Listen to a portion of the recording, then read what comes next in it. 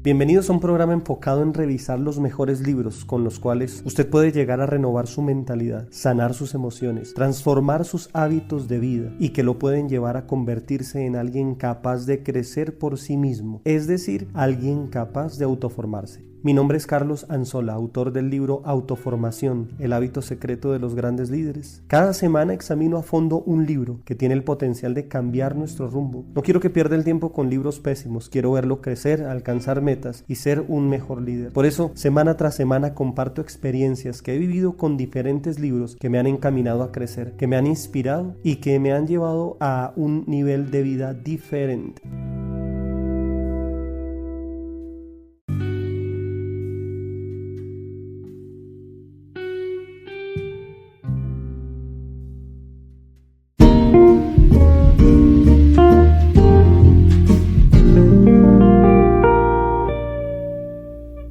Este es el capítulo número 7 de Recomiéndame un libro. Hoy vamos a continuar con el análisis de Controle sus emociones de Joyce Meyer, segunda parte. Bienvenidos. En el capítulo anterior abordamos cerca de la mitad del libro Controle sus emociones de la autora Joyce Meyer. Y bueno, quedamos en una parte muy importante y fue la parte de asumir la responsabilidad por lo que sentimos. Eso es un punto de partida para la madurez en la vida cristiana y es asumir la responsabilidad por las cosas que sentimos, por las emociones que surgen de nuestra vida. Creo que para mí fue un punto de partida para poder empezar a avanzar y para poder tener cierto grado de madurez en mi vida. Aún me falta mucho, no creo que lo haya logrado ya completamente, pero hubo un punto en mi vida cuando yo me excusaba muchos de mis comportamientos en el comportamiento de otros. O sea, yo responsabilizaba a otras personas, entre ellos autoridades mías, mi familia, mis padres, los responsabilizaba a ellos de cómo yo me sentía. Y en el momento en que yo me hice responsable de mis emociones, me hice responsable por lo que sentía, empecé a recibir un poder de parte de Dios y era el poder de entender y de decidir que yo decido cómo me siento. Esto que Dios me enseña a través de este libro, marca un cambio extraordinario en mi vida y es el hecho de empoderarme y decirme: Dios, tú tienes el control de tus emociones. Yo te he entregado a ti el control de tus emociones. Tú no andas a expensas de tus emociones.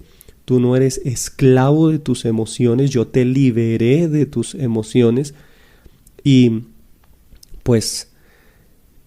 muchas cosas van a pasar a tu alrededor, pero de ahora en adelante tú vas a tener control de tus reacciones y de las emociones que surgen de tu vida y sobre todo de las decisiones.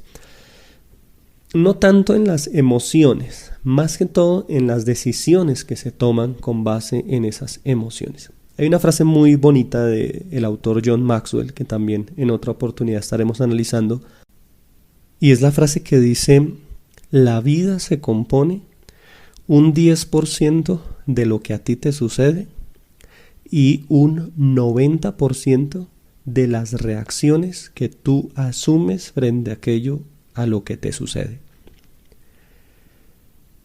Y es verdad, es cierto, tenemos como nuevas criaturas en Cristo la oportunidad de decidir las reacciones que tenemos frente a las cosas que nos suceden. De pronto no tendremos mucho control de las emociones que surjan, porque van a ser naturales en nosotros, pero Dios sí nos da la capacidad de las reacciones que vamos a tener, de qué hacemos con esas emociones.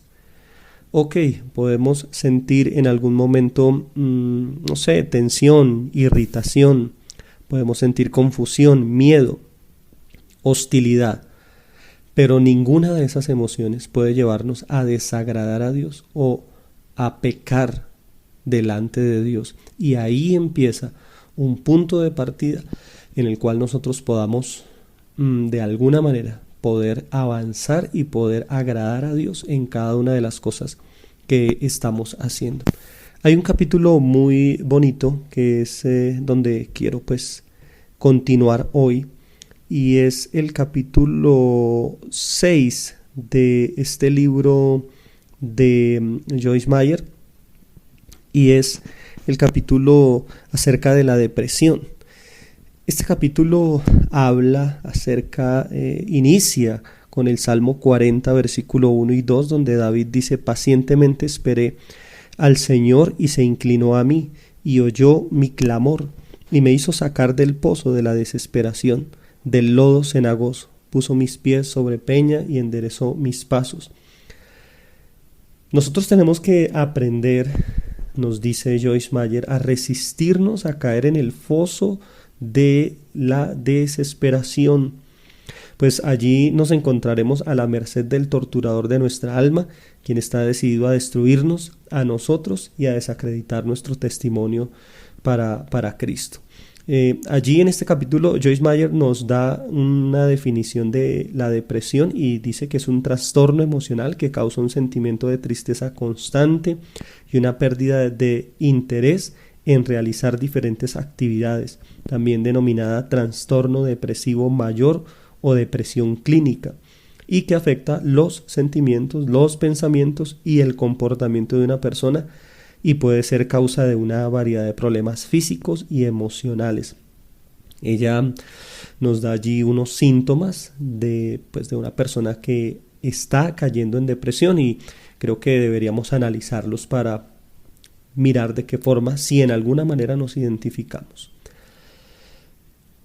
Síntomas: sentimientos de tristeza, ganas de llorar, vacío, desesperanza, arrebatos de enojo, irritabilidad o frustración, incluso por asuntos de poca importancia, pérdida de interés o placer en la mayoría de las actividades habituales, tales como relaciones sexuales, pasatiempos o deportes, alteraciones del sueño como insomnio o dormir demasiado, cansancio o falta de energía, por lo que incluso las tareas pequeñas requieren un esfuerzo mayor, falta de apetito, adelgazamiento o más antojos por comida o aumento de peso, ansiedad, agitación, lentitud para razonar, hablar, movimientos corporales, sentimientos de inutilidad o culpa, fijación en fracasos del pasado o autorreproches, dificultad para pensar, concentrarse, tomar decisiones, recordar cosas.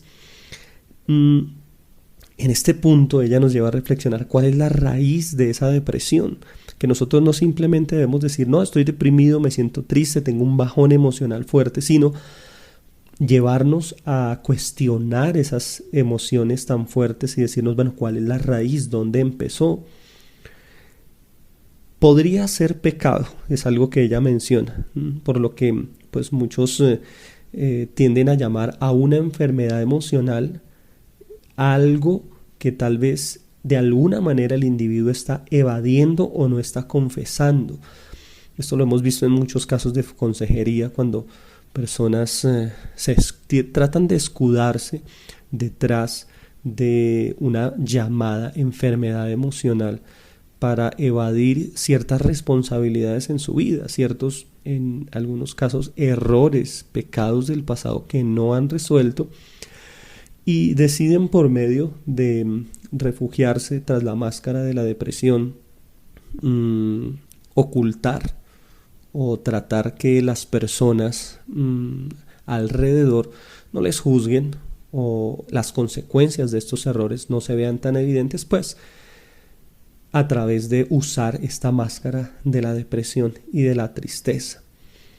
Allí David dice: en mi angustia invoqué al Señor, clamé a mi Dios, Él oyó mi voz y me sacó del pozo de la desesperación.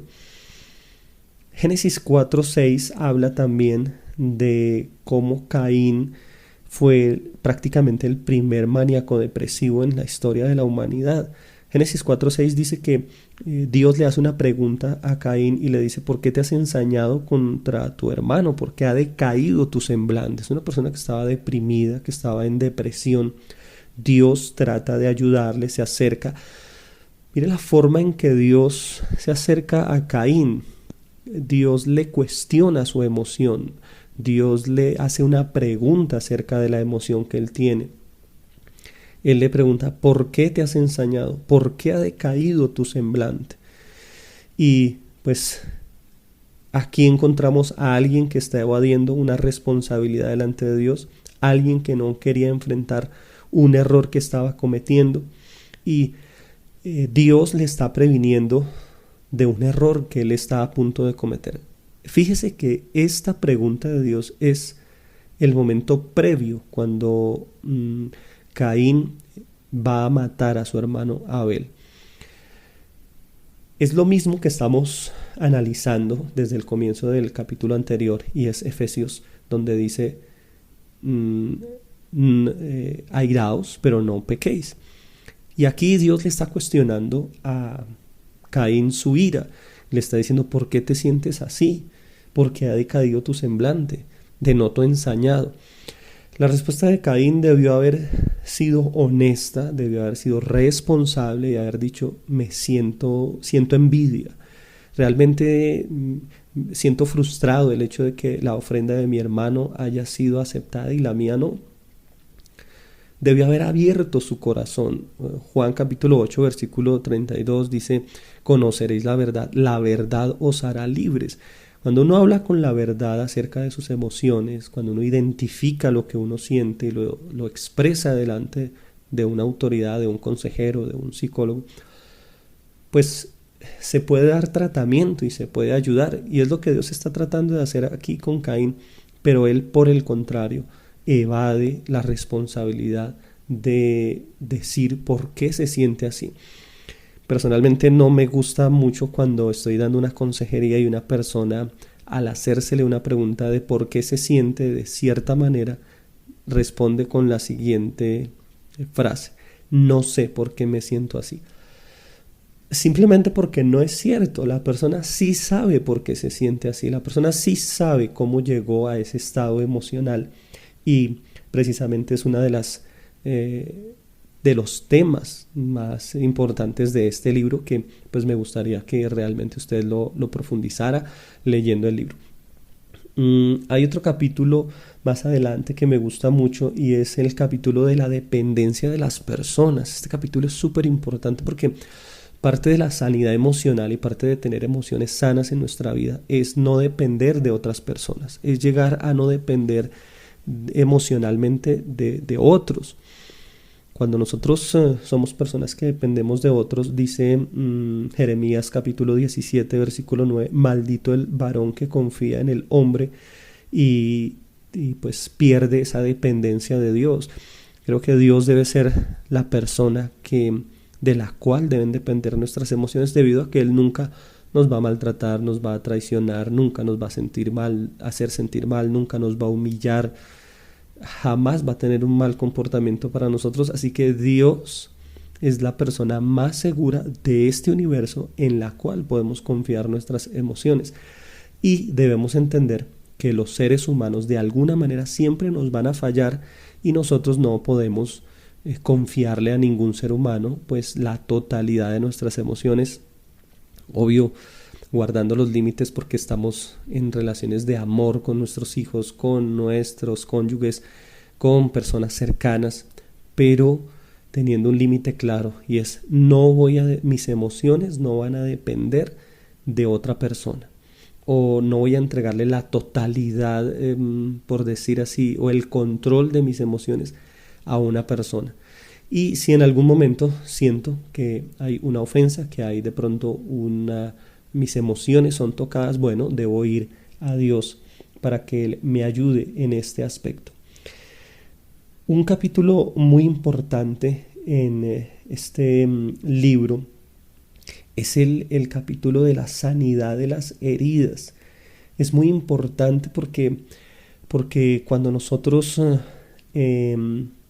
detectamos que nuestras emociones están se están mostrando, o estoy teniendo emociones que me están llevando a pecar, a fallarle a Dios, emociones tales como la evasión, como la tristeza, como refugiarme en cierto tipo de pecados previos a emociones que me están haciendo sentir mal, emociones como pecados como inmoralidad sexual, pecados como evadir responsabilidades, pecados como maltratar a alguien, pecados como duda, como la incredulidad. Este tipo de pecados muestran que hay emociones en nuestras vidas que no han sido sanas. Otro ejemplo es el hecho de no poder tener relaciones interpersonales sanas. No solamente el pecado es muestra de que nuestras emociones están mal. Otra muestra son las relaciones interpersonales. Nuestras relaciones interpersonales siempre van a probar el grado de madurez que nosotros tengamos. En otro podcast abordábamos el tema de personas que rompen relaciones, personas que no tienen la capacidad de tener amigos a largo plazo, de sostener amistades, personas que no se sienten bien de pronto estando con las personas. Es debido a que hay heridas en nuestro corazón. Nosotros como seres humanos, cuando nuestras emociones son heridas, tendemos a cubrirlas, tendemos a no exponerlas. Y es un punto clave en este libro el hecho de buscar la sanidad de las heridas emocionales. Porque la mayoría de los problemas con nuestras emociones siempre radica en que fueron heridas. Y pues no les dimos una sanidad a estas heridas o aprendimos mal algunas de esas emociones. ¿Quién nos puede herir? Bueno, las personas cercanas en nuestra niñez, en nuestra edad de juventud, de nuestra edad adulta. Todo el tiempo estamos expuestos a que las personas nos hieran, pero lo importante es la sanidad que se le da a esas emociones. Para mí un ejemplo muy, muy importante en la palabra de Dios sobre la sanidad de las emociones es José. José, hallamos su historia en el libro de Génesis y es el hijo de Jacob, y creo que una persona herida emocionalmente de una manera tremenda fue José, debido a que experimentó el rechazo de sus hermanos, experimentó el intento de asesinato de sus hermanos, experimentó el ser separado de su padre, ir a una casa como esclavo, experimentó la esclavitud, allí experimenta la calumnia, después de esto experimenta lo que es ir a la cárcel por algo que él no hizo. En la cárcel experimenta la traición, el abandono de un amigo al cual él ayuda. Y es tremendo cómo José pudo haberse convertido, en una persona dañada absolutamente emocionalmente. Una persona, una persona resentida, amargada. Él pudo haber pasado a la historia como, un asesino en serie de pronto, debido a todo lo que le sucedió a él. Pero cuando tú lees la historia allí en Génesis, tú encuentras una frase recurrente a lo largo del relato de la vida de José, y es: y Jehová estaba con él. Eso siempre marcó la diferencia en la vida de José. Pudo estar en un pozo, pero Dios estaba con él. Se sentía tal vez triste, deprimido, pero Dios estaba con él. Experimentó la calumnia en la casa de Potifar, la traición, pero Dios estaba con él. Llegó a una cárcel y allí en la cárcel pudo haber demostrado su amargura y su resentimiento con todo el mundo, pero dice que allí Dios estaba con él. Finalmente él es restaurado por Dios, él pasa a ocupar un cargo alto en Egipto, y allí se le presenta la oportunidad de o sanar completamente sus emociones o de demostrar que él no había aprendido nada. Dios le coloca a sus hermanos, por decirlo así, en una bandeja de plata para que él haga lo que quiera con ellos. La situación ha cambiado. José es el primer ministro de Egipto y los hermanos son personas necesitadas de la ayuda de José. José, cuando los ve a ellos, hace algunas maniobras para probar el corazón de ellos, para saber si ellos habían cambiado, seguían siendo los mismos hombres duros de corazón, insensatos. Pero cuando él ve que el corazón de ellos ha sido tratado, él está a punto de experimentar la sanidad de sus heridas.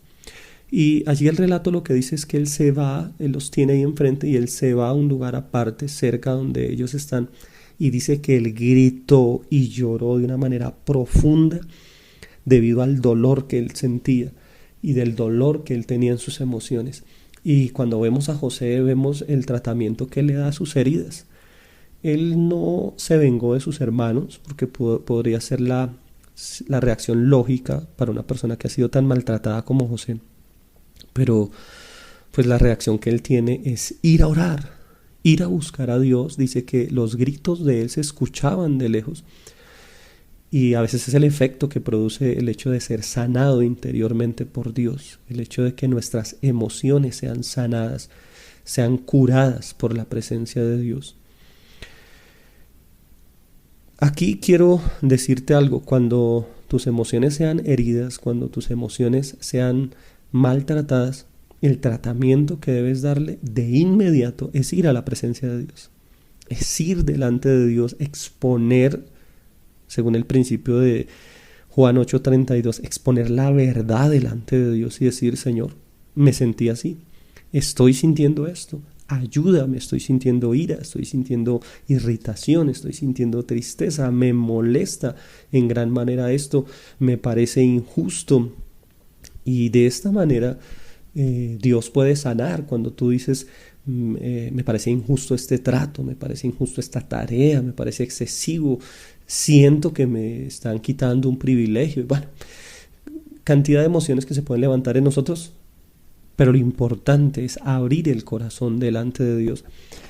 Esto es uno de los capítulos más extraordinarios, es la parte de sanar nuestras heridas, sanar todas las cosas que nos han sucedido, que pueden convertirse después en algo pues contrario para nosotros, que puede dañarnos definitivamente. Esto es algo que tú debes buscar. Tú debes buscar siempre la sanidad de tus emociones. Tú no puedes estar sintiendo cosas y dejarlas pasar, porque las emociones te están diciendo algo, las emociones te están diciendo que algo no está bien, que tú estás percibiendo algo como incorrecto, y tú simplemente no puedes acallarlas y no puedes decir: no está pasando nada, porque sí, tus emociones sí te están diciendo que algo está pasando, que algo no anda bien, y tienes que darle un tratamiento. Tienes que darle un tratamiento a esas emociones, y lo mejor, en primer lugar, es ir a la presencia de Dios y ser sanado. Uno de los atributos de la tercera persona de la Trinidad, el Espíritu Santo, es que Él es consolador. Él consuela, Él nos consuela en toda tribulación. Y tú siempre debes buscar esa sanidad en tus emociones para que tú puedas continuar. Lamentablemente muchas personas, yo las he visto estancadas y he visto cómo se quedan en una pausa en su vida debido a que sus emociones no han sido sanadas. Un principio tan sencillo y tan principal, esencial como lo es el perdón, muchas personas no lo practican. Practican el rompimiento de relaciones, pero no el perdón. El perdón es soltar una persona, el perdón es olvidar lo que esa persona hizo, el perdón es nunca volver a mencionar ni utilizar un error de la otra persona en su contra. Y esto es algo que nosotros debemos tener como un principio claro, porque de lo contrario nuestras vidas se van a estancar, nuestras vidas van a quedar en una quietud de la cual no vamos a poder salir si nosotros no cambiamos en esto. Aquí quiero hacer un paréntesis, y es todas las personas que trabajamos bajo autoridad, con personas de autoridad espiritual, debemos entender que las autoridades no están puestas para que se conformen a nuestra imagen y semejanza, que se comporten como nosotros queremos. Creo que uno de los principios de la fidelidad es que mi autoridad espiritual puede tener los comportamientos que él considere necesarios o que ella considere necesarios, Y si en alguna manera a mí me molesta o me ofende, yo tengo que entregar eso a Dios. Porque he visto casos de personas que exigen a su autoridad espiritual cierto comportamiento y hasta el punto de decirle tú cómo debe comportarse y decirle tú deberías tratar así a esta persona, tú deberías decir esto, tú no deberías tratar lo otro.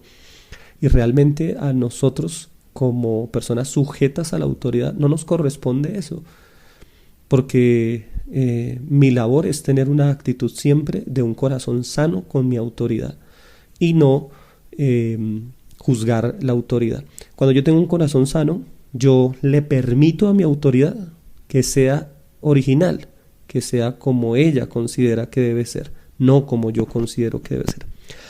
Finalmente, hay un capítulo en este libro que me gusta mucho y es donde Joyce Meyer habla de que las emociones pueden ser nuestros enemigos, y allí cita a Watchman Nee, uno de los libros pues extraordinarios de Watchman Nee, que es El hombre espiritual, en el tomo 1, y cito, Watchman Nee dice: las emociones pueden muy bien constituirse en el enemigo más formidable al que tenga que hacer frente un hombre espiritual. Y 2, por lo tanto, el que vive fundamentado en las emociones vive carente de principios. ¡Wow! Esta declaración es extraordinaria. ¿Por qué? Porque nosotros no podemos vivir bajo emociones de ninguna manera. Y es lo que, Watchman Nee y también aquí Joyce Meyer trata, y es el hecho de que nosotros no podemos decir un día con euforia. Nosotros a veces tendemos a decir, bueno, las emociones malas son la ira, la depresión, la tensión, la irritación, pero cuando nosotros nos dejamos llevar por emociones también como la alegría, como la euforia, ¿sí?, excesiva, el placer, pues podemos tomar malas decisiones, podemos estar tomando decisiones que no son de Dios. No siempre la gratitud debe expresarse de ciertas maneras, sino de la manera que Dios quiere que nosotros la expresemos. En un momento de emoción usted puede decir, voy a dar esto, voy a dar aquello. Y si usted no es guiado por Dios, puede encontrarse dando, entregando, ofrendando cosas que no son la voluntad de Dios por un momento de emoción. Así que Watchman Nee nos advierte que nuestras emociones siempre deben estar sujetas a la voluntad de Dios, porque pueden constituirse en nuestro peor enemigo y se pueden constituir en lo contrario a vivir una vida por principios. Creo que esto es una de las cosas que más me agradó de este libro. Hay unos versículos en la Biblia que ustedes lo encuentran en Romanos, por ejemplo, Romanos capítulo 8, versículo 6 dice: porque el ocuparse de la carne es muerte, pero el ocuparse del espíritu es vida y paz. Nosotros no podemos ocuparnos de vivir por emociones y tratar de agradar a Dios. Son algo contrario. La carne y el espíritu siempre se van a oponer. Y nuestra carne es tanto deprimirnos como andar en una euforia excesiva. Los dos extremos son de la carne. Uno a veces dice, el odio debe ser malo, pero la euforia excesiva no. Si esa euforia excesiva me hace llegar a pecar, claro, es algo que no está bien en nuestras vidas y que debe ser sujeta a la voluntad de Dios. Bueno, este es el final ya de este libro. Lo hemos tratado de abordar de la mejor manera, de la manera más extensa posible, por eso le dedicamos 2 capítulos. Y pues el llamado es léalo de una manera tranquila, léalo de una manera profunda y pues tome la decisión de controlar sus emociones, de sujetarlas y que ellas ya no le sigan generando pues el tipo de problemas que hasta ahora le ha traído. Gracias por escucharnos, gracias por seguirnos en estos 2 capítulos, gracias por compartir este contenido en redes sociales y gracias por recomendarlo a personas que lo necesitan. Lea el libro y cuéntenos cómo le fue en esa sanidad a sus emociones. Si tienen alguna necesidad, si tienen algún área que ha sido débil en sus vidas por mucho tiempo y quieren avanzar y salir de esa debilidad, escríbanos y vamos a sugerirle un buen libro para que usted pueda seguir creciendo y avanzando. Que Dios los bendiga y que sigan creciendo a través de este gran hábito que es la lectura. Bendiciones. Adiós.